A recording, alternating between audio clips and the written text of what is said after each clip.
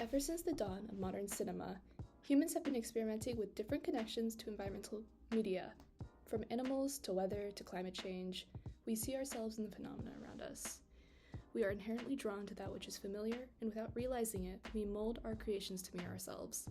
Depending on how those themes are portrayed through an anthropomorphic lens, they can be a great signifier for how certain filmmakers and audiences view human nature. Humanity, as I will be using in the rest of the video, is in simple terms the virtues by which we humans guide ourselves. It is a philosophical look at the qualities that make us human. How this connects to environmentalism will be discussed later on. For now, though, it is important to state that what we see in media is a reflection of what we value in the world around us, and can even rationalize what it means to be human. Part 1. The Human-Animal World. One of the oldest examples of the reflection of humanity in environmental cinema is through the depiction of animals. In one of the earliest moving pictures, known as Edward Muybridge's 1878 motion picture, The Horse in Motion, we can see a curiosity about the inner workings of animal life. Through a set of still images, a horse and its rider are captured in motion, proving a previously unsupported hypothesis of the locomotion of horses. The first ever American film was made to solve humans' fascination with the animal world by evolving technology to capture the curiosity of the people. The film also reflects the freedom, resilience, and continuous movement intrinsic to human endeavors, through the lens of the horse. Edward Muybridge came to be known as the man who stopped time, a legacy that shows the thirst for knowledge embedded in human nature and the coevolution of technology to savor the world we live in. One of my favorite examples of animals reflecting ourselves in media is in the film Life of Pi by Ang Lee. In the film's plot, a series of CGI animals make their way onto a boat that a stranded Pi finds himself on after a horrific shipwreck that kills his family. The unfaithful narration from him leads us to believe that they were real animals that Pi befriends and tells the story of.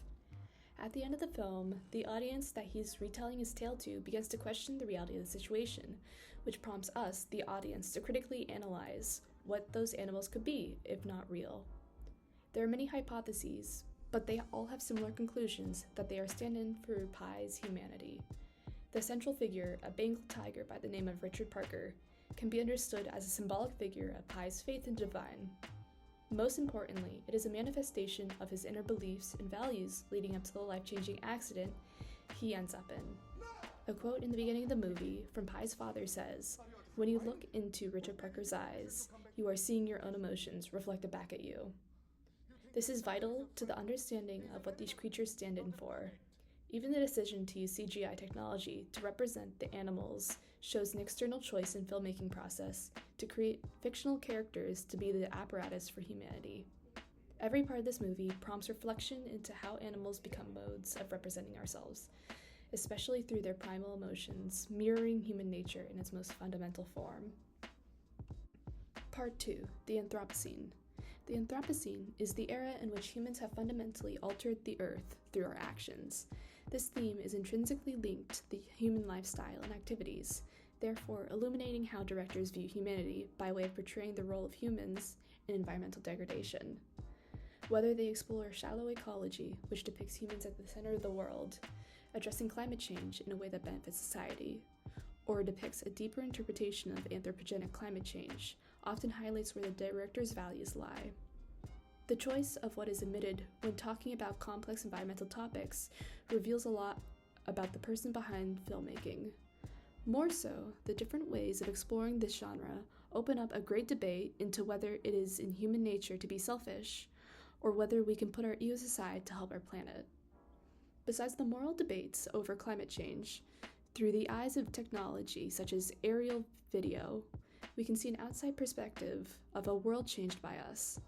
An interesting case study is in Edward Burtynsky's work. While he debates over the efficacy of his images being labeled as art, he states that he wants viewers to come in asking questions and engaging with the films, thinking about how their roles as humans have contributed to the bleak landscapes he presents. As one reporter addresses, "For someone so concerned with capturing images that are larger than life, his work feels incredibly human." I believe that his works are a great example of the intersection of self-exploration and facing the global degradation of our environment through film. Part 3. Animation.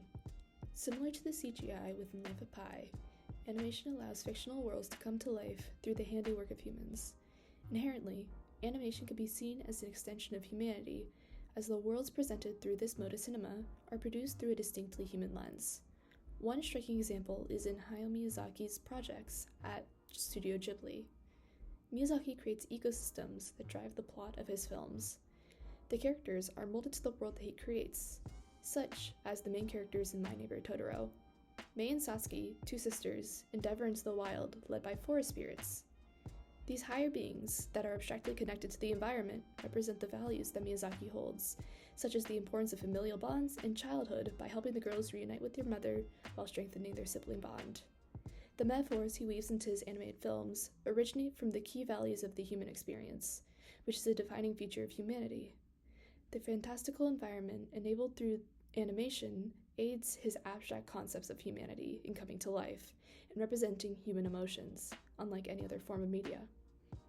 Many other pieces of animated film reflect their creator through the worlds they create, but I see Miyazaki's worlds as the most robust reflection of humanity in the digital 2D form.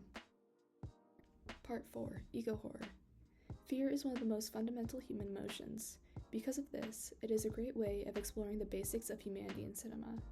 The eco-horror genre is a classic way filmmakers have challenged societal norms, and like Anthropocene media, reckons with the human effect on the environment. As films like Annihilation and The Day After Tomorrow show, the genre experiments with a spiteful and uncontrollable natural world in response to human manipulation, and it often reflects back on the nature of humanity in an unsettling manner. In both of these movies, societies lead with arrogance and a sense of invulnerability, messing with the balance of nature and exploiting it for human use. These actions usually reflect on human nature as inherently self-centered and ego-driven. In Annihilation, sentient plant life is used to threaten mankind and make people reckon with their vulnerability to nature. Similar to that, The Day After Tomorrow shows an Earth in the throes of late-stage climate change, with catastrophic weather events threatening the lives of everyone across the globe. Whether it be a vengeful response to human interference or an unpredictable one, eco-horror explores the weaknesses of humanity. It can be argued that this genre's goal is to destabilize our worldview and create a pathway for reevaluating our place in this world and what we should value the most.